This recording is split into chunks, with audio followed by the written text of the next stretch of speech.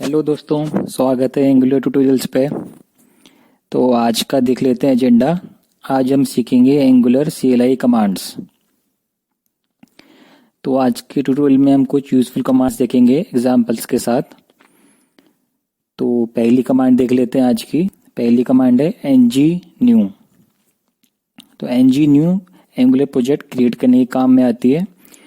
तो टाइप करेंगे ng-new और प्रोजेक्ट का नाम, जैसे टेस्ट ऐप इस केस में।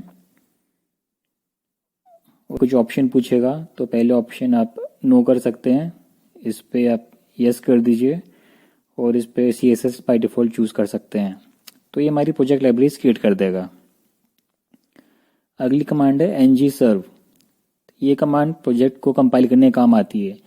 तो पहले हमें प्रोजेक्ट की लोकेशन पर जाना होगा, cd टेस्ट ऐप करके और फिर ng-serve करके ये प्रोजेक्ट को हमारे कंपाइल कर देगा। तो ये कुछ 1-2 मिनट का टाइम लेते हैं ये वाली कमांड स्टार्टिंग में, बट ये सारी फाइल्स कंपाइल हो जाएगी हमारी। जितने भी बंडल्स हैं हमारे वो प्रोजेक्ट के क्रिएट हो जाते हैं इससे। और ये हमारी प्रोजेक्ट कंपाइल्ड हो गई सक्सेसफुली। अगली कमांड चेक कर लेते हैं ng-serve:-o। तो ये कमांड प्रोजेक्ट को रन भी कर देता है और कंपाइल भी कर देता है। तो अभी पहले ये कंपाइल करेगा और अभी अपने आप ही ब्राउज़र पे प्रोजेक्ट ओपन हो जाएगा। ये देखिए हमारा प्रोजेक्ट का होम पेज ये ब्राउज़र पे ओपन भी हो गया अपने आप ही। इसके बाद कमांड है ng-build। तो ng-build हमारे प्रोजेक्ट को बिल्ड करने के काम में आती है। तो ng-build और एंटर करेंगे और चेक कर लेते हैं कि ये भी प्रोजेक्ट के बंडल्स क्रिएट कर रहा है और ये हमारी कमांड सक्सेसफुल रन हो चुकी है। अब इसके बाद है ng-update। तो ng-update प्रोजेक्ट लाइब्रेरी से अपडेट कर देता है जितनी भी हमारे प्रोजेक्ट में हैं। तो ng-update एंटर किया और ये जितनी भी हमारी लाइब्रेरीज थी सबको ऑटोमेटिकली अपडेट कर चुका है। और अगली कमांड हमारी है कंपोनेंट को क्रिएट करने के लिए, वो है ng-gc और कंपोनेंट का नाम। तो ng-g for generate, c for component, component का नाम, जैसे इस केस में हमारे होम है कंपोनेंट का नाम। एंटर किया और ये 4 फाइल क्रिएट हो गई हमारे पास। एक है component.ts हो गई, एक component spec है टेस्टिंग के लिए है, एक component HTML है ये हमारी डिज़ाइन पर्पस के लिए है, और ये CSS ये हमारी स्टाइल शीट फाइल हो गई। और अगर हम स्पेक फाइल और स्टाइल शीट फाइल स्किप करना चाहते हैं तो वो भी कर सकते हैं हम स्किप टेस्ट ट्रू करके और $-s करके। तो ng-gc और skip test is equal to true करेंगे तो ये हमारी स्पेक फाइल स्किप कर देगा,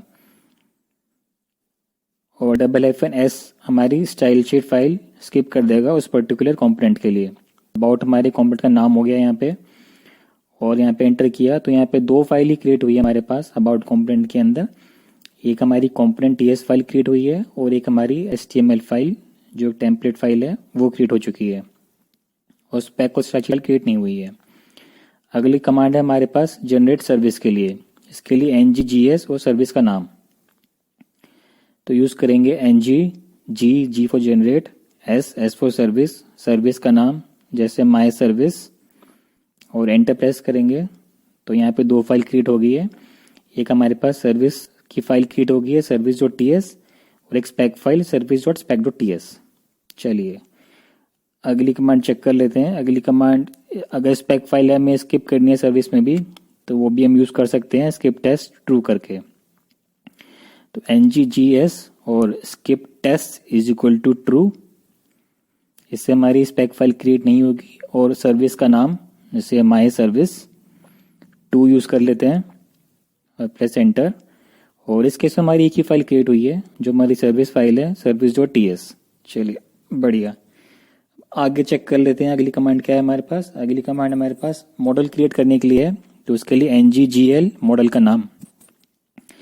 तो चेक करते हैं ng-g for generate, cl class के लिए, एंड यहाँ क्लास का नाम दे देंगे जैसे इस केस में होम यूज़ किया, फिर $type is equal to model use करेंगे और एंटर प्रेस कर दीजिए।